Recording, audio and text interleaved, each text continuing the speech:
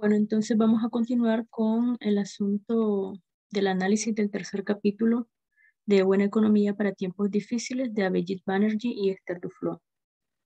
Vamos a ver otras interrogantes que los autores se han hecho para dar la justificación de todas las causas que tiene la gente para no migrar y las causas también que nos demuestran que los inmigrantes no disminuyen los salarios de los nativos.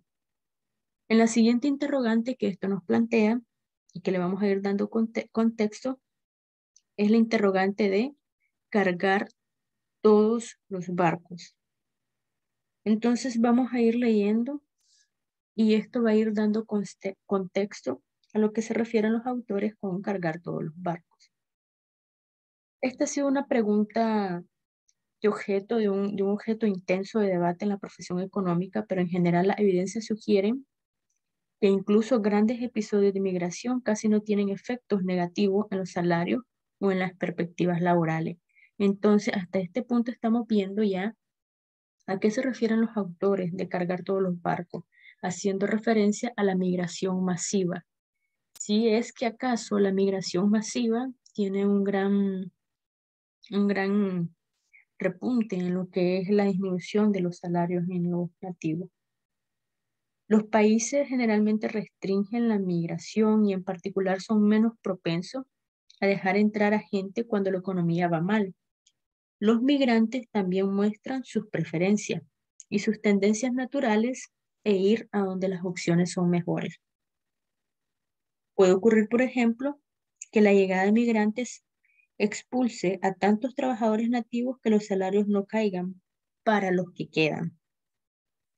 Si solo observamos los salarios de los nativos que decidieron quedarse en las ciudades donde se establecieron los migrantes, ignoraremos por completo el sufrimiento de los que decidieron irse. También es posible que la nueva población migrante atraiga empresas a las ciudades a costa de otras e ignoraríamos el costo para los trabajadores de esas otras poblaciones. Hubo un intento inteligente de sortear alguno de estos problemas en el estudio de David Carr sobre el éxodo de Mauriel. Entre abril y septiembre de 1980, 125,000 cubanos, la mayoría con poca o ninguna formación, llegaron a Miami después de que, de forma inesperada, Fidel Castro diera un curso autorizándoles a irse si lo deseaban. La reacción fue inmediata. El discurso lo dio el 20 de abril y a finales de ese mismo mes la gente ya se estaba yendo. Muchos de los que se marcharon en los barcos se establecieron de manera permanente en Miami. La fuerza laboral de Miami se incrementó en un 7%. Entonces, ¿qué ocurrió con los salarios? Para averiguarlo, David, quien fue el que hizo el estudio, usó lo que luego se llamó un enfoque de diferencias en diferencias.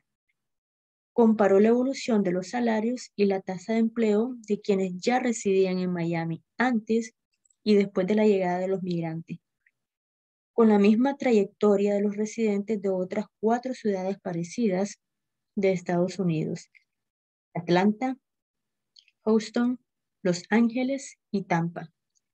La idea era averiguar si el aumento de los salarios y el número de empleos para quienes ya vivían en Miami cuando aparecieron los Marielitos se quedaban atrás respecto al aumento de los salarios y el número de empleo para los residentes similares de aquellas otras 4 ciudades. Carr no encontró ninguna diferencia, ni justo después de que llegaran los inmigrantes, ni algunos años más tarde. Los salarios de los nativos no se vieron afectados por la llegada de los Marielitos. De hecho, no se eligió Miami por sus oportunidades laborales. Para los cubanos era sencillamente el lugar más cercano donde desembocar. El éxodo fue de forma inesperada, de modo que los trabajadores y las empresas no pudieron reaccionar. Al menos no pudieron reaccionar a corto plazo. Los trabajadores yéndose, las empresas instalándose, todo continuaba normal. El estudio de Carr fue muy influyente, tanto por su planteamiento como fue muy influyente tanto por el planteamiento que hizo como la conclusión que dio, ya que fue el primero en demostrar que tal vez el modelo de la oferta y la demanda no se podía aplicar de manera directa a la migración. Si fuese así, hubiésemos visto un cambio con ese éxodo masivo que hubo de los migrantes cubanos hacia Miami. Hubiéramos visto una disminución en lo que son los salarios de los nativos. Si esto hubiese sido aplicado según la oferta y la demanda. Ahora tenemos a George Borjas, que es un gran crítico del estudio del éxodo de Mariel y un abierto defensor de la aplicación de medidas que impidan la entrada de migrantes poco cualificados. Hasta este momento, los autores han tocado el tema de los migrantes poco cualificados, ya que ellos más adelante van a abordar el asunto de los inmigrantes cualificados. Entonces, este personaje, George Borjas, hizo un estudio para hacer crítica al estudio que había hecho Mauriel sobre el éxodo, David Carl sobre el éxodo. Y entonces, Borjas analizó de nuevo el episodio de Mauriel, incluyendo un grupo mayor de ciudades con las que comparar y centrándose en hombres no hispanos que dejaron el instituto con el argumento de que ese era el grupo que más debería de preocuparnos. Descubrió que en Miami, en esa muestra, los salarios empezaron a bajar de manera muy abrupta después de que se produjo el éxodo del Maule, comparado con lo ocurrido en las ciudades equiparables. Pero un posterior reanálisis mostró que una vez más esos nuevos resultados se invertían al incluir datos sobre hispanos que abandonaban el instituto, que parecían las personas más obvias con las que comparar a los migrantes cubanos, pero que por alguna razón el señor Borjas omitió. Y también excluyó de su estudio a las mujeres, sin motivo evidente. Entonces podemos ver que el estudio del señor Borjas fue sesgado. Tenía sesgo por no incluir varias gentes relevantes, varias variables. Posteriormente, los autores se plantean otra pregunta. ¿Qué tienen de especial los migrantes?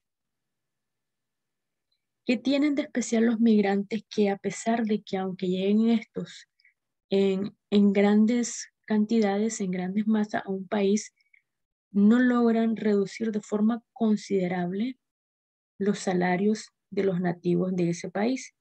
¿Qué es lo que tienen de especial?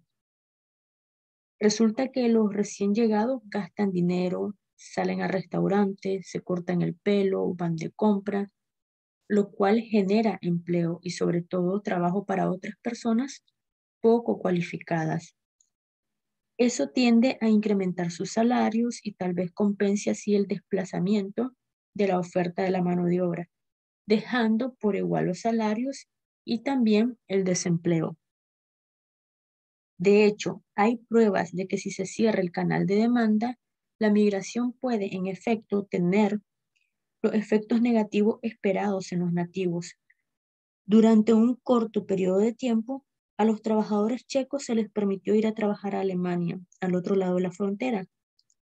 En el momento de máxima afluencia en los pueblos fronterizos de Alemania, hasta el 10% de la mano de obra se desplazaba a diario desde la República Checa. Cuando esto ocurrió, apenas hubo un cambio en los salarios de los nativos, pero se produjo una fuerte caída del empleo nativo porque a diferencia de los episodios que se han analizado con anterioridad en este libro, los checos regresaban a la casa para gastar sus ingresos. Por lo tanto, en Alemania no se produjo el efecto en cadena sobre la demanda de la mano de obra. Ahora también tenemos que En diciembre de 1964, los trabajadores agrícolas inmigrantes mexicanos, los braceros, fueron expulsados de California con el argumento de que estaban reduciendo los salarios de los californianos nativos. Posteriormente decidieron expulsarlo, y su expulsión no cambió nada para los nativos. Los salarios y los empleos no aumentaron pese a la expulsión de los inmigrantes. ¿Y cuál es la razón de todo esto? Tan pronto como se echó a los braceros, la granja de los lugares que antes dependían de ellos hicieron dos cosas. La primera, mecanizaron la producción. Por ejemplo, en el caso de los tomates, las máquinas cosechadoras que podían duplicar la productividad por trabajador existían desde la década de los 50, pero su implementación había sido muy lenta. La segunda causa por la cual no hubo una diferencia en salario y aumento de empleados es que se abandonaron los cultivos para los que la mecanización no estaba disponible. Y el tercer y último punto, muy relacionado con lo anterior, es que reorganizaron la producción para hacer un uso eficiente de los nuevos trabajadores, lo que puede crear nuevas labores para la población nativa poco cualificada. También podemos ver el tema de lo importante que son los contactos en el momento de que una persona decide emigrar, en donde podemos ver que para un inmigrante no es fácil encontrar un trabajo decente, y la única excepción a esto es que si el empleador es un familiar o un amigo que se le pueda recomendar. Por esta razón, los inmigrantes tienden a dirigirse a lugares donde tienen contacto.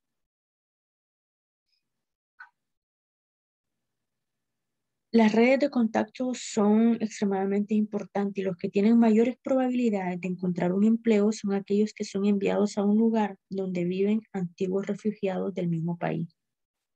Lo habitual es que estos no conozcan a sus compatriotas, pero aún así se sienten obligados a ayudar. Tenemos un estudio que hizo George Akerlof, de hecho que ganó el premio Nobel. Esto fue en el año 70, escribió un artículo sobre el mercado de los cacharros, en el que sostenía que el mercado de coches usados podía dejar de funcionar porque la gente tiene incentivo para vender los peores. Este proceso por el cual solo los peores coches o los peores empleados acaban en el mercado, que se llama selección adversa. Pero si alguna persona tiene contacto, el mercado se puede desintegrar y en consecuencia la mayoría de la gente se vuelve inempleable. Ahora, posteriormente vemos que los autores vienen y tocan el asunto de los migrantes cualificados. Hasta este punto, pues ellos habían tocado el asunto de los migrantes no cualificados, y ahora se hacen la pregunta, ok, ¿y qué pasaría con los migrantes cualificados? En, disminuirían el salario de los nativos. Entonces dice que hasta ahora quienes se oponen primeramente a la migración de los migrantes no cualificados, se observa de que están a favor de la migración cualificada. Es decir, la gente se opone a la migración de personas que no se encuentran capacitadas, pero sí están a favor de los que sí son estudiados. Muchos de los argumentos que explican por qué los migrantes poco cualificados no compiten con los nativos poco cualificados no son aplicables al caso de los cualificados. En primer lugar, se les suele pagar mucho más que el salario mínimo. Puede que no sea necesario pagarles un salario de eficiencia porque su trabajo es apasionado y tener la oportunidad de hacerlo y hacerlo bien es el incentivo. Por lo tanto, paradójicamente, hay más posibilidades de que un migrante cualificado reduzca los salarios de los nativos. En segundo lugar, en el caso de los trabajadores cualificados, al empleador le preocupa relativamente más el conjunto exacto de habilidades que tiene la persona que va a contratar, en lugar de fijarse en su personalidad y su fiabilidad. Si un enfermero extranjero con la titulación adecuada está disponible por menos dinero, el hospital no tiene demasiados motivos para no elegirlo a él. Por lo tanto, no es sorprendente que en los Estados Unidos un estudio hallara que por cada enfermero extranjero cualificado empleado en la ciudad, hay 1 o 2 enfermeros nativos menos. Entonces, así, a pesar de tener un apoyo amplio que incluye a gente como el presidente Trump, desde el punto de vista de su impacto en la población nacional, la migración de trabajadores cualificados es más compleja. Favorece a los nativos poco cualificados que se benefician posteriormente de servicios más baratos a costa de empeorar las perspectivas del mercado laboral para la población nacional con habilidades semejantes. Entonces, hasta este punto hemos llegado con lo que es el resumen del segundo capítulo, titulado de la beca del tiburón, en donde, en resumen, los autores, los que nos están explicando aquí son todas las causas, todos los motivos y las razones que tiene la gente para no migrar, las cuales son muchas. De hecho, son más las razones para no migrar que las razones para migrar. Y también nos explica por qué motivo, razón o circunstancias la migración no tiene un gran impacto en la reducción de los salarios de los nativos, y si acaso los tiene, realmente no son tan relevantes a como algunos lo esperan debido a la relación de la oferta y la demanda, ya que han ajustado o han relacionado a la migración con ese concepto de oferta y demanda, la cual es errónea y no se puede aplicar a la migración, según los autores. Entonces, hasta aquí llegamos a lo que concierne al capítulo número 2 de este libro y vamos a proceder al capítulo número 3.